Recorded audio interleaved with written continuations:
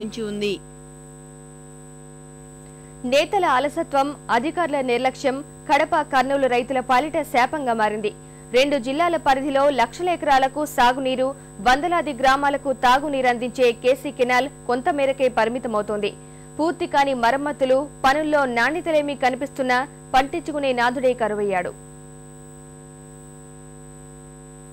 Bachawat tribunal తీర్పు మేరకు తుంగభద్ర నది నికర జలాలు 29 టీఎంసీల నీటితో 2.5 లక్షల ఎకరాలను పండించాల్సిన కేసీ కెనాల్ కాలువలు నిర్లక్ష్య ధోరణితో వట్టిపోతున్నాయి. తుంగభద్ర నుంచి 2 జిల్లాల్లో 2 పంటలకు అవకాశం ఉన్న నీటి వినియోగ వైఫల్యంతో ఇబ్బందికర పరిస్థితులు తలెత్తుతున్నాయి. ఆధునికీకరణ పేరుతో కోట్ల రూపాయలు వ్యయం చేసినా 1800 క్యూసెక్కుల నీటికే పరిమితమైంది. శ్రీశైలం జలాశయంలో 854 అడుగుల నీటి మట్టం చేరితే తప్ప పోతిరెడ్డిపాడు నుంచి నీటిని తరలించడానికి వీల్లేదు. కడప సంగతి ఎలా ఉన్నా కర్నూలు శివారు పంటలకే నీటి దిక్కులేదు. ఋషికాలంలో ఉన్న కాలువ ఇది.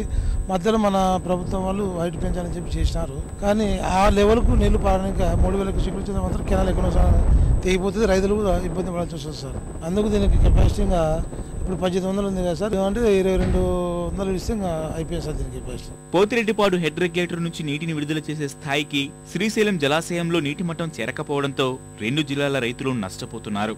ఓవైపు తుంగభద్ర నది భారీ వర్షాల వల్ల పొంగి పొర్లుతున్న రైతులు పంటలు పండించుకోలేని దుస్థితి నెలకొంది. సుంకేసుల జలాశయం నుంచి 3000 క్యూసెక్కులు విడుదల చేసి కడప జిల్లాకు నీటిని అందిస్తామన్న అధికారుల ప్రకటనలు కార్యరూపం దాల్చలేదు.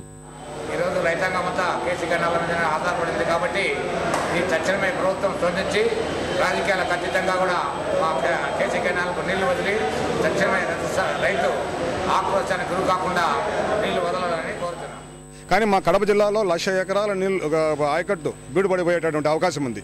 ఇది 3500 క్యూసెక్కులు కన్నా సుంకేసుల నుంచి డ్రా చేయకపోతే కడప జిల్లాలో ఖరీఫ్ పంట మాత్రం రాకుండా పోతుంది. శ్రీశైలం జలాశయంలో గరిష్ట నీటి మట్టం చేరి విద్యుత్ ఉత్పత్తి ప్రారంభమైతే ఎగువ నుంచి నీరు రాక ఉన్న నీరు కిందకు పోతే పరిస్థితి ఏంటని కడప, కర్నూలు రైతులు ప్రశ్నిస్తున్నారు.